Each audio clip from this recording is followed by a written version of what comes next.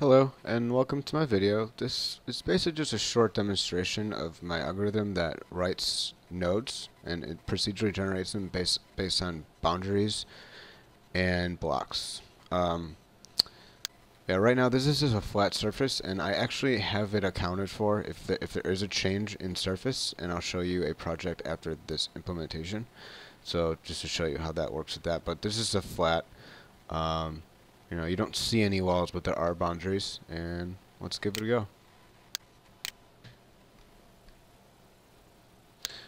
And there it is. It's done. It doesn't cause any threading issues. If you've seen any of my other videos, it was actually a lot slower than how it is now. I fixed one threading issue with it, and it's lightning fast.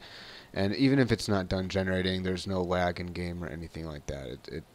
There's nothing goes wrong with it. So if you have a large map and you're doing this and it's really big, it will take a little bit of time, but it won't interrupt the gameplay at all, and the nodes will still work. I mean, as you can see, that was pretty fast, and it's actually generating over there, but let's say I had it generating over here near the player.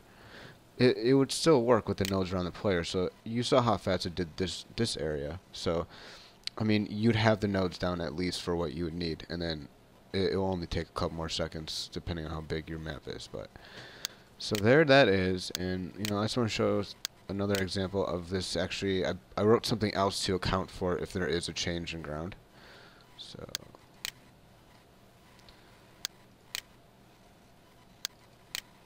yeah, see, this aired out on me.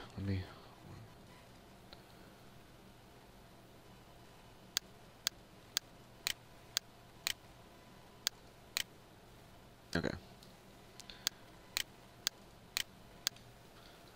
So as you can see, we have leveled, but then it goes down on a slope. So with the other one, it's not accounting for that. So if there was a change, it would there'd be nodes in the sky. And I've seen what it does with that. And basically, with whatever AI you have, they'll be, if you're using dijksta like I am, they'll be literally using the nodes. So wherever the nodes are, that's where they're going to be aiming at.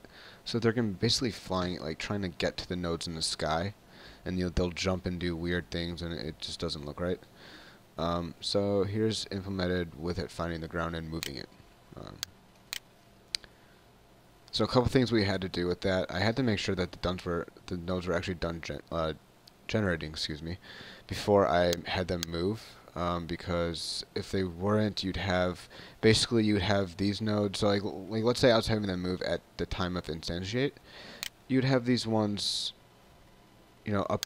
Well, these ones would be level, but basically, once we got to here, you'd have nodes generating and then falling down, but then you'd still be generating more. It'd be generating like infinity amount of nodes because there's still a connection.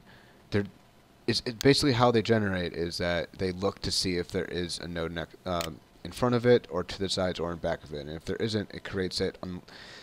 Obviously if there's blocks and stuff like that, it will not. So it's looking for boundaries. So you could set boundaries within the level too. I don't have any right now, like we haven't implemented, but these rocks will be boundaries. So this node right here will not be generate. For right now it's fine, we're just doing some testing, but yeah. So that's why. So once they're done generating, then they basically do a raycast to find the ground. They grab the ground's location and then they move to that. So as you can see, it works nice and smooth. We have a bunch of nodes going down a hill and then back onto a level. And that's that. Thanks for watching.